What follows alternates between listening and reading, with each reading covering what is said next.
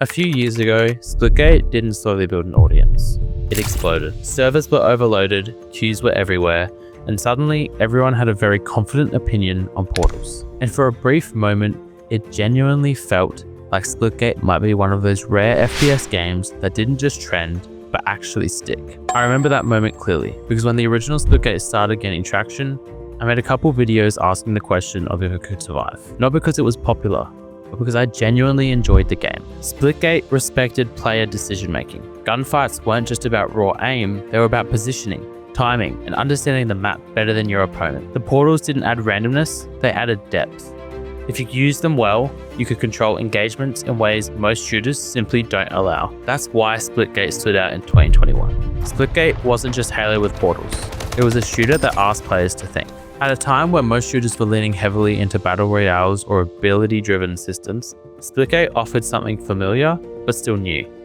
Classic arena fundamentals, clean gunplay, and a single mechanic that meaningfully changed how players moved, fought, and repositioned. But enjoying a game doesn't make it immune to reality. Like most multiplayer titles, Splitgate's players' numbers dropped after its initial surge. That part wasn't unusual. Almost every online game experiences a post-launch decline once the novelty wears off. The difference is what happens next. In Splitgate's case, the decline didn't stabilize. It continued. And eventually 1047 Games made a decision that quietly signaled the end of Splitgate as a fully supported long-term shooter. Dedicated servers were shut down, and the game moved to a peer-to-peer model. Then came Splitgate 2. And Splitgate 2 wasn't created because the original needed a few balance tweaks or a content refresh.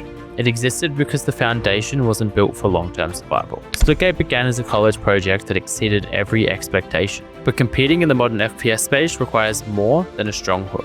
You need systems that support retention. You need a content pipeline that can keep up. And you need a clear identity that doesn't drift every time the market shifts. Splitgate 2 was meant to be a clean slate, a reset, a chance to rebuild the franchise properly. And I'll be honest, I wanted it to work, not out of nostalgia, but because the core idea was still strong. But when Splitgate 2 launched, it became clear fairly quickly that something wasn't clicking. It wasn't disastrous, but it also wasn't confidence inspiring. The biggest issue wasn't polish, it wasn't balance, it was identity, which is never what you want players questioning in the first hour. Portals have always been the heart of Splitgate. That didn't change in Splitgate 2. What changed was how often the game actually asked you to use them. In the original Splitgate, portal walls were positioned in ways that constantly encouraged portal usage, rotations, flanks, escapes, and even basic positioning assumed players were thinking in portals. Ignoring them usually meant that you were playing worse.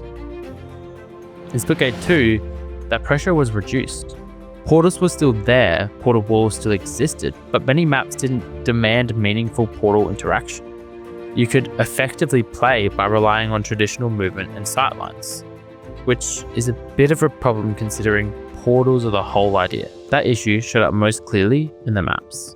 Many of Splitgate 2's arenas were larger, flatter, and more conventional in layout. Portal walls existed, but they weren't always placed to create high-impact decisions. You weren't constantly asking yourself where you could out-rotate, how you could re-enter a fight, or how you could break an engagement creatively. Now you can debate whether those maps were objectively bad, but they didn't really stick with players in the same way. And in arena shooters, maps are everything. They're the identity of the game. If players don't form attachment to the spaces they're fighting in, they don't stay long enough to master. Combine that with limited content depth and a sense that the game wasn't fully ready, and the outcome was fairly predictable. Player numbers dropped quickly. History's repeating. Then, something unusual happened.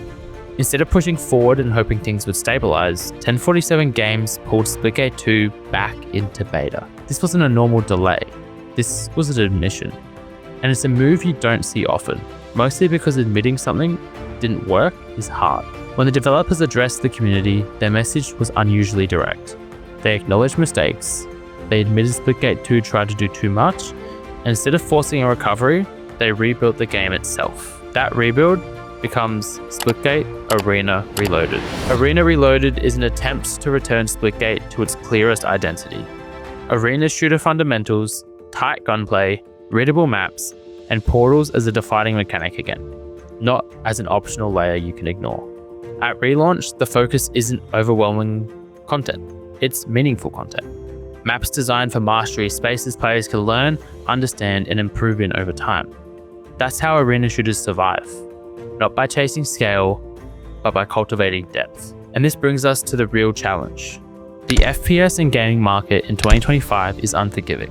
It's not just oversaturated, it's trained players to move on quickly.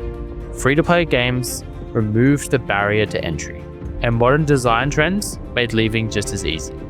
Players try games fast, judge them immediately, and move on without hesitation. There's no patience for "we'll fix it later." There's no grace period for potential. Your first session is your review. And Arena Reloaded isn't just competing with other shooters, it's competing with everything players have already installed. This is where Splitgate still has a genuine advantage. Portals change how players think about combat. They reward creativity, positioning, and spatial awareness in ways most shooters don't. They create highlight moments and they allow skill expression beyond raw aim. That's why the original game worked, and that's why I enjoyed it so much.